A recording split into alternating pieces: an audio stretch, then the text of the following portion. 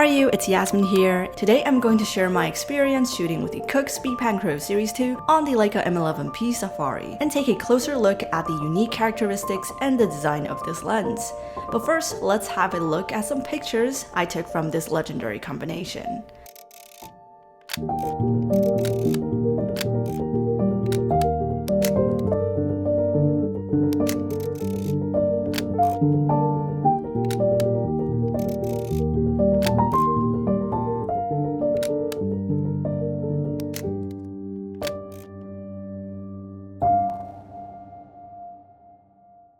Hey, how are you? So there is a little story behind my first encounter with this lens, and I actually discovered this lens through a lens technician from Hong Kong who specialized in modifying vintage cinema lenses for modern cameras. Therefore, it looks like a mixture of Leica lens design with a Cooke body. As you can see, this bit looks like it's been chopped off of a Leica lens, and then this bit is the Cooke lens. This is a really cool mixture of both that I've never actually seen in my life. So it's quite cute in my opinion. When I first saw it, he mentioned something quite interesting. He said you really don't come across these lenses very often anymore. They were made decades ago, and over time a lot of them have either disappeared, been collected, or are just sitting somewhere in private collections. So when you do come across one of these, it almost feels like finding a hidden gem. But can you imagine that this lens was originally produced in the 1950s? It's like I'm holding a piece of history on me, but it doesn't look that old, does it? I personally don't think so. Since it's been modified, it doesn't look that old. It has this like unique build to it, which is quite interesting. You don't get to see these kind of features, colors and stuff very often these days. I think this was the hot shot back in the days, and even till this day.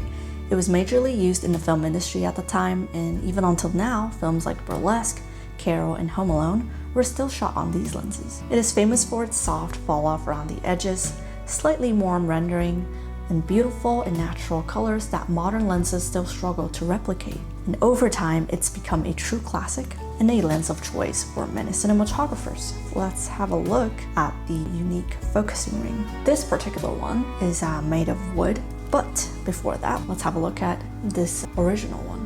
Just for the record, these are both originals. This is the original focusing ring. So the original focusing ring uses a small butterfly wings shaped focus tab, but this particular one has been modified to this half-moon shape made with this red sandalwood, also known as a rosewood, to make this lens even more unique. It's a personal choice, but I find it really special. It's actually very comfortable to use, and it reminds me a little bit of the half-moon focus tabs you see on modern Leica lenses. So it's pretty interesting to see how design ideas evolve over time. Due to its age, it's quite loose on the aperture ring. So the aperture ring it's very loose that with a flick of a finger, like that, it goes straight to the back, from the start to the end. So if I were to shoot a video, I would have to be really careful when twisting the focus ring, since it's so close to the aperture ring. It could be a tiny flaw, but it doesn't happen to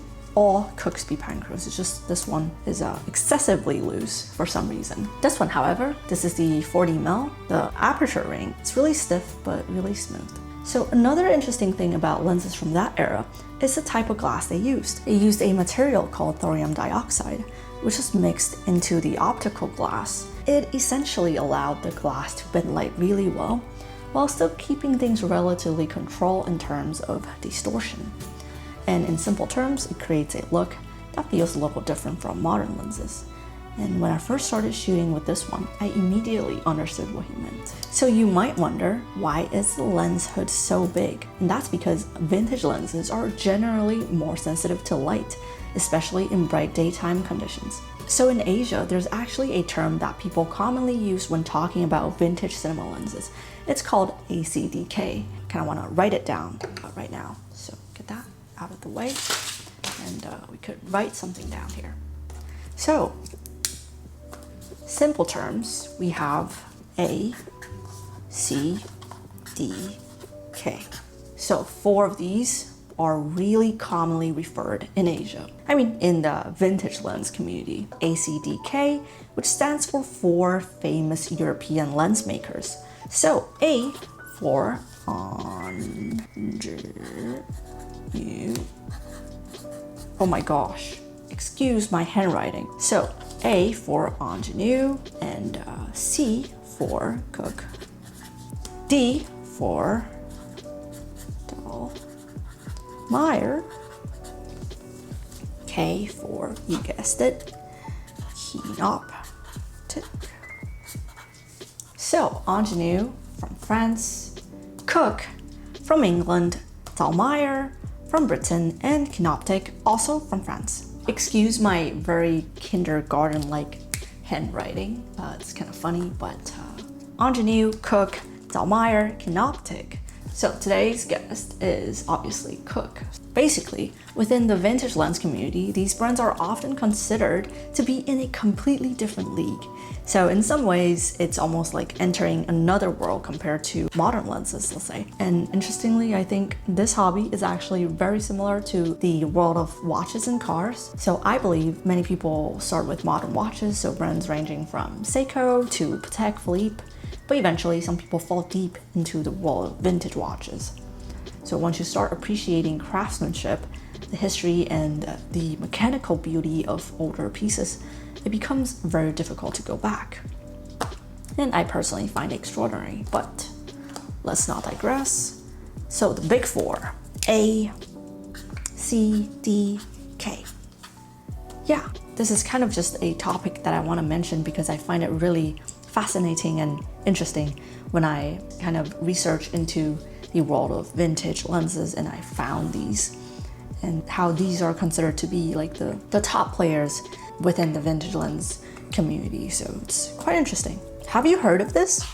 Because before I got to know these lenses, I didn't know that these ACDK initial existed. So I think it's quite cool that I kind of wanted to share with the viewers here.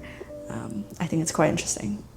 Let me know if you've heard of these, because I personally find it really cool that they have this like term especially for that. So quite interesting. So you might wonder, why would I pair such an old lens with a modern camera like the Leica M11-P? And I must say, I think it's because modern sensors are so good now. The high resolution and dynamic range of the M11-P allow you to capture all the subtle character that vintage lenses produce. Instead of correcting the imperfections, the camera simply records them beautifully. But I have an even more powerful combo coming up soon. You could guess which camera I'm pairing with this lens next. I'm gonna give you a little hint. It's not gonna be on the CMOS sensor, so stay tuned for the next one, and I'll see you soon. Let me know what you think of this lens. Your thoughts and any opinions are welcomed. Let me know what you think of this lens and this combination. Personally, I think it's wonderful. So yeah, your thoughts and any opinions are welcomed. So I'll see you in the next video. Bye.